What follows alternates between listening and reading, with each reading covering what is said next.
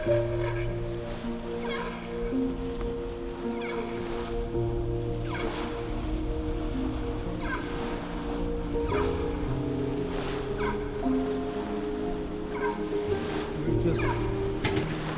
neutral here now.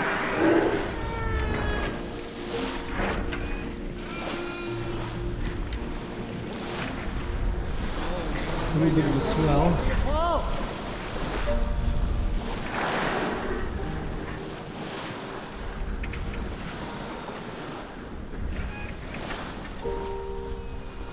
Oh, one behind me too. It's gonna nudge to the inflatable. Look, he's coming up. Look. He's checking you out. Ha! Ha ha ha!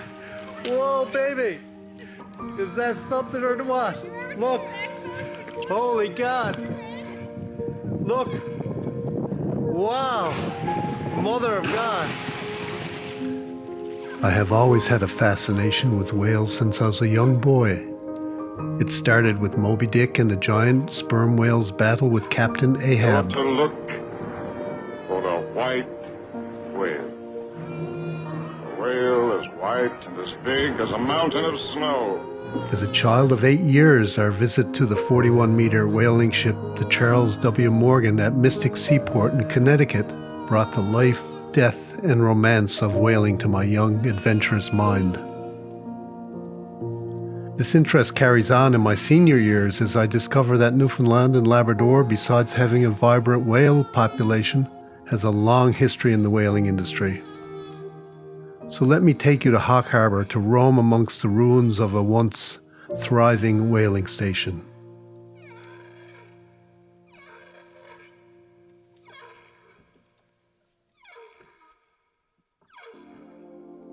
Beginning thousands of years ago with the Dorset, Thule, and Inuit indigenous group,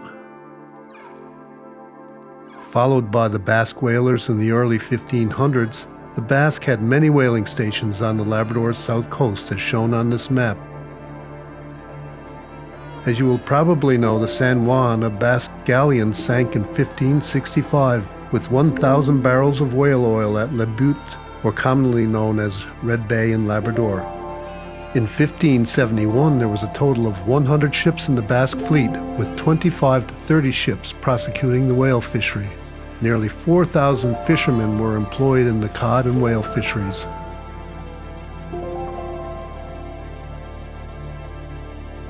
Until I began researching for this video, my knowledge of the whaling industry in this province was limited to the scuttled wrecks in Conception Harbour, Harbour Buffet in Placentia Bay, and the much-discussed pothead whale harvest in Trinity Bay. During the period of 1898 to 1972, the whaling industry operated sporadically in Newfoundland and Labrador. It finally ceased operations at the end of 1972 when a moratorium was placed on the commercial whaling by the Canadian government. I hadn't realized how widespread this industry was. A map outlines 21 whaling stations that were strategically located along the coastlines of this province.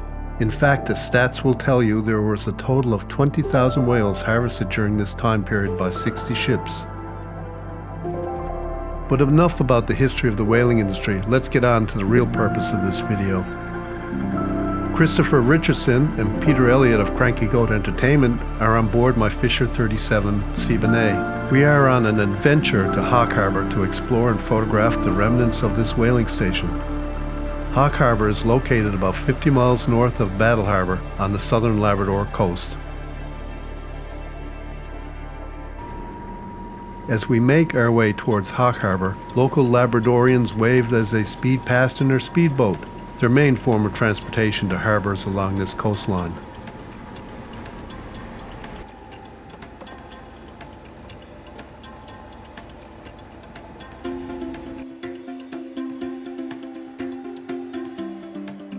After a good day's steam from George's Cove, we arrived late in the afternoon to Hawke Harbour. The tricky harbour entrance keeps our senses on alert.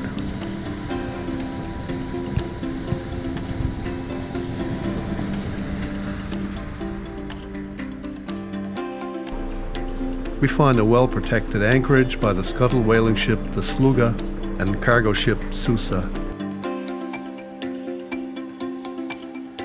Our first order of business is to cook supper. Food is always an important component of cruising, and today, after a full day sailing, we cook spaghetti, all prepared by Christopher and Peter. What's really nice in a spaghetti sauce is just a little bit of honey. Oh yeah? Yeah, that's the secret ingredient. Get these all nice and brown. There you go, all nice and caramelized. Yeah, caramelized. We make it like that, and then we put in the meat.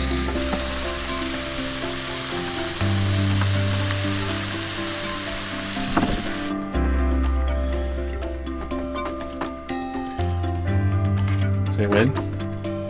Good? A little more.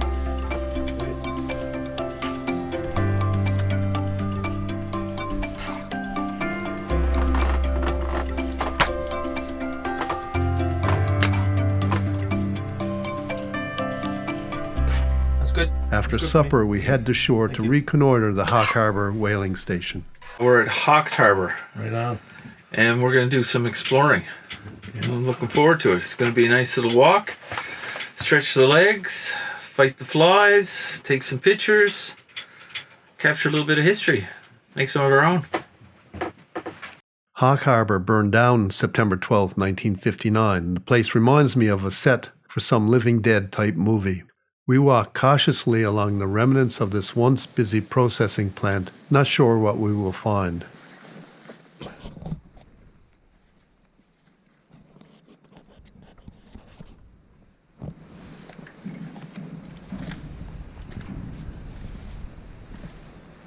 As we wend our way along the shore, we come upon some evidence of wildlife. Beer scat. I am hoping it is black beer scat. Never something I like to see, as I am a mariner and don't particularly care to come face to face with these wild animals. I didn't want my last thought to be, I knew this was a bad idea. Yeah. Different depth of field, the different shots there. Right. Oh yeah. You know, we can go with his tight shot. His photographs would be our tight shots. And if the water is down, you probably can walk through those. Yeah. Yeah, That's right. Yep. We finished the day with light rain, and Siboney set off with a beautiful rainbow. Daddy camera, baby cameras, cool cameras. We have a lot of gear that needs to be charged, so we need to start up the Yamaha generator. It breaks the tranquility of this place, but we need to be ready for tomorrow's photographic expose.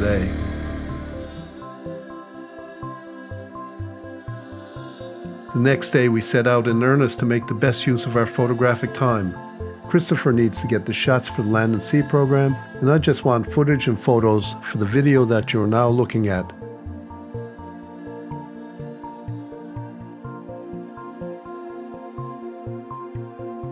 We are wandering around, embracing the past. We do occasionally meet through our camera's viewfinder, but we are focused.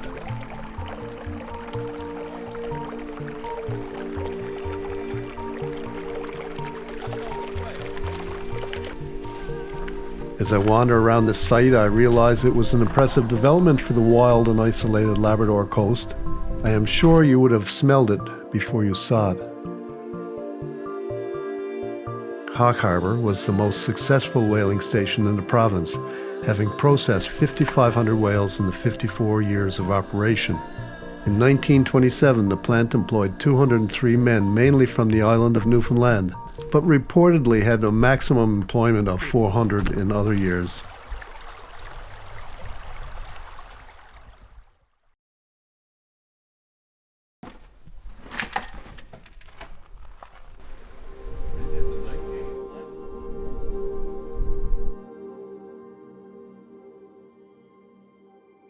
As I wander along the ruins of this factory, I wonder why there is not much in the way of skeletal remains. I search for and find some remnants of bone in the tidal area of the shore. As a result of the Newfoundland Whaling Act of 1927, there was a requirement for total utilization of the whale.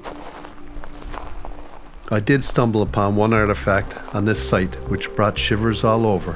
Not from the excitement, but I guess of the horror of this process.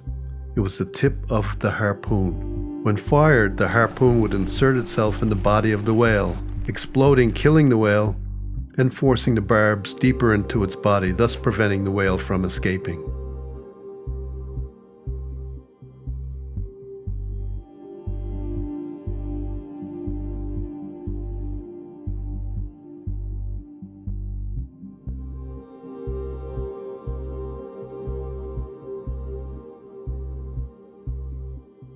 In today's terms, whaling is totally abhorrent, but places like Hawke Harbour did influence the overall economy of Newfoundland and Labrador.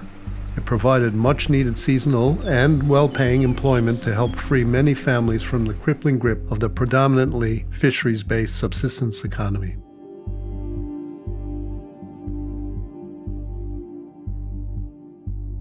We sit back at the end of the day amongst the ruins of Hawke Harbour, feeling tired but very satisfied. Oh, the day was wonderful. This is Henley-esque. This is spectacular. Yeah.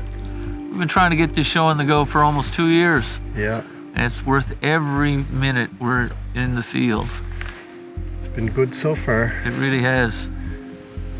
You say that almost like you guys can still screw it up for me.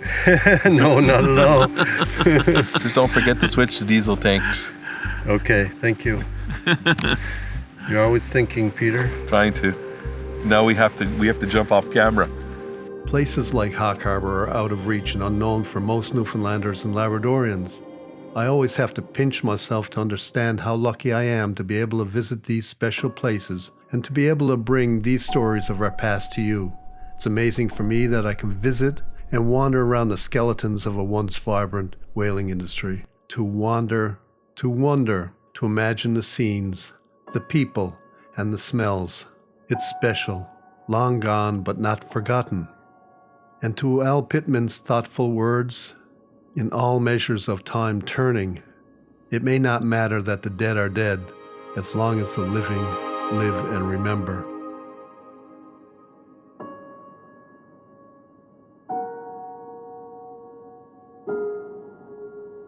And finally, a dedication of this video to my wonderful brother Jeff, who was witty and kind. To Elaine, our beautiful, sweet friend, you will always be in our hearts and minds. We will think of you both every day and cherish the times we had with you on this earth. Rest in peace, my friends.